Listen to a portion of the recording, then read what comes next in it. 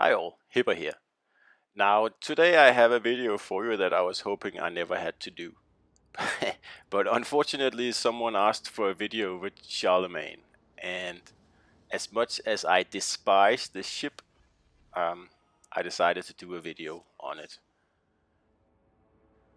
Now, keep in mind this is a premium ship, and it costs real world money to get the privilege of playing this um, kind of disappointing ship. That's putting it mildly. So I don't really understand who the target audience for this ship is. Kind of the same as the other premium ship, London. It's also pretty bad, and I don't know who would want to spend money for it. I bought this ship by mistake back when it first came out, because I thought I forgot it was a premium, so I thought it had a hull upgrade, just like Charlemagne that would give me a lot faster rudder. But of course, as a premium, it doesn't have any upgrades. So I had to make do with the terrible rudder it has. And it really is bad.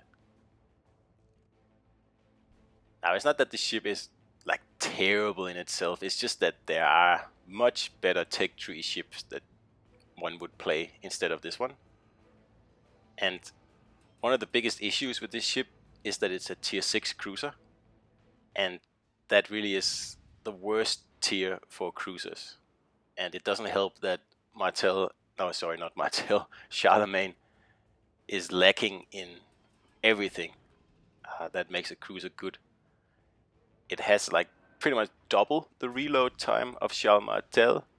It has less hit points, obviously. It's slower. Um, it's just disappointing, really. Now, the tier 7 French cruiser Charlemagne already struggles a bit against other tier 7 ships in the current state of the game. And in a tier 6 Charlemagne, you will get up tiered with the tier 7s quite a lot, like in this game. And it just, like, Charlemagne just does not have the tools to succeed against tier 7s. It can barely hold its own against tier 6s. Now, for example, watch here. There's a torpedo spread incoming, and I have the slowest rudder in the world. And I take no less than 2 of these torps here. Like, Martel would have been able to outturn those easily, and I would have been able to fit into the hole between the torps. And it's just a very disappointing ship, this one here. Anyway, I am doing my best to cap here, while the enemy is occupied doing other stuff. Now in Martel I would have rushed out from here and torped that Synopter. But in Charlemagne there is no way I want to do that. If I did it, I would just get Citadel immediately. And that's pretty much the reason I never play this ship. In my opinion, you are a detriment to your team if you pick this cruiser. There are so many other much better options. So I cannot understand or fathom at all why anyone would play this ship. I can understand why some people will want to play the Cheshire. I mean, the high explosives on that thing is just great. Like, it can be fun to play. Charlemagne is never fun to play. It's just lacking in everything, like I said before. The rudder is too slow, and yeah, even for a tier 6, it's pretty slow. The range on the guns is also disappointing, and even if you don't use an agile build, like this one is actually an agile build with Rue, I think it's even worse. It's just a sitting duck with that terrible rudder shift it has if you go for like a pure AP or HE and range build. Oh, it's definitely not something I enjoy. So that's also when I decided to do this video. I said to myself, okay, I'll do one battle, and I don't care how the battle goes, that'll be the video, because I don't want to play this ship any more than I absolutely have to. That's how much I dislike it. And as a person who plays mostly cruisers, that's That should say a lot. So if you haven't bought this ship yet, then please don't do it. There is absolutely no reason for it. There are even at tier 6, if you absolutely want to buy a tier 6 cruiser, then there are much better options. Buy Atlanta, buy Flint.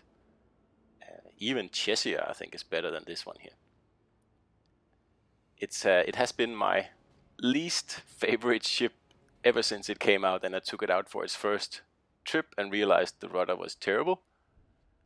And I mean, some cruisers do well without fast rudder. That's not something, it's not a must. But then they usually have something else that helps them in some way or another. And Charlemagne doesn't have anything. It doesn't have range, it doesn't have reload, it doesn't have good health, it doesn't have hit points, doesn't have very good torps. Yeah, I don't get it. I don't understand why it's in the game. And also, it is a carbon copy of Charles Martel. Like, I mean, the 3D model is exactly the same. There is absolutely no difference. And the skin on this ship, or the camouflage, is also pretty boring. If you look at it, like, it's just blue. I mean, even the stock Martel looks better than this premium ship here. Yeah, all up, it's a pretty disappointing ship. So that's also why I'm staying in copper as much as I can. I'm not gonna take any chances in this ship here because, as you'll see later, it's not a very good kiter. And, well, it's not a very good anything, really. Engine boost activated. As you'll see now, we're getting into a discipline where Charles Martel is absolutely terrific at. And that is burning down battleships who run away. That's pretty much its specialty. Martel, that is. Now here we're trying to do the same in Charlemagne, and that terribly long reload of 13 or 14 seconds, whatever it is, like, it just limits our damage output way too much. Not to mention that it's also quite boring, not being able to shoot more than every 13 seconds. And now there's an incoming salvo here that we'll have to do something to avoid. And we actually did avoid it, but that's just because that guy's aim was off.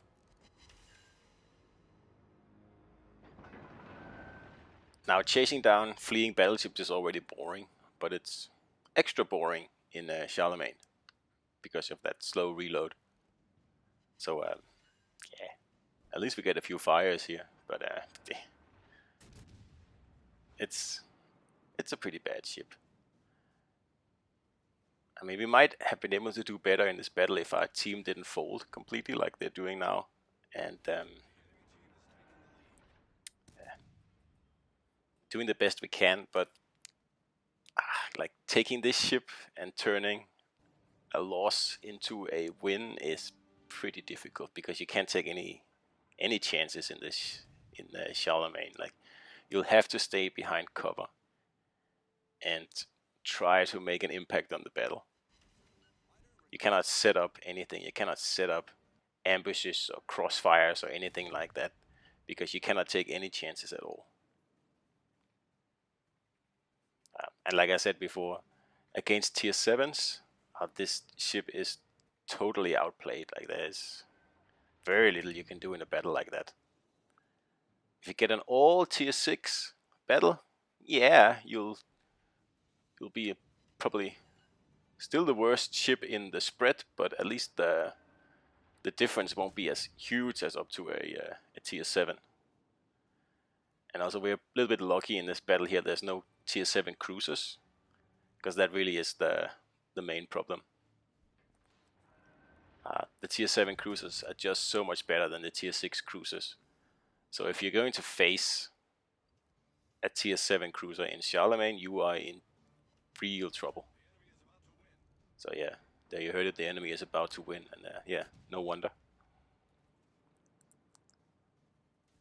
So yeah, this video here, obviously a loss, and like one where my team completely folds.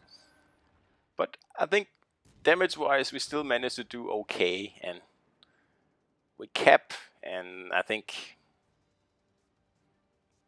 yeah, it's an okay battle. So that's why I decided to say, yeah, that is enough, and I'll put this up, and I will probably never sail this ship again if I can help it.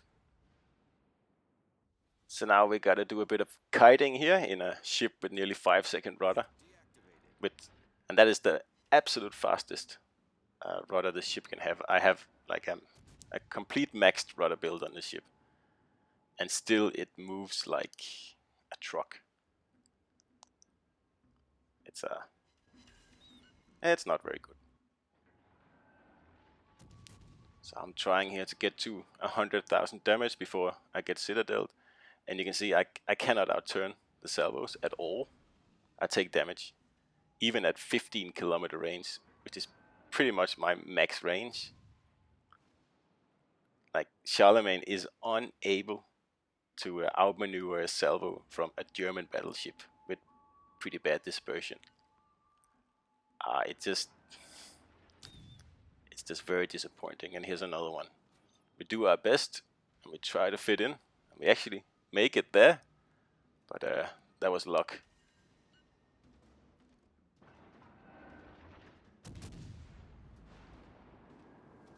And that's the end of the battle, and thankfully don't have to play this ship again. So we actually did okay damage-wise for tier 6, nearly 100,000, and we ended up first on the team, but that doesn't really say a lot because not the best team I've been on. So anyway, that's Charlemagne for you guys, and yeah, hopefully I never have to touch the ship again.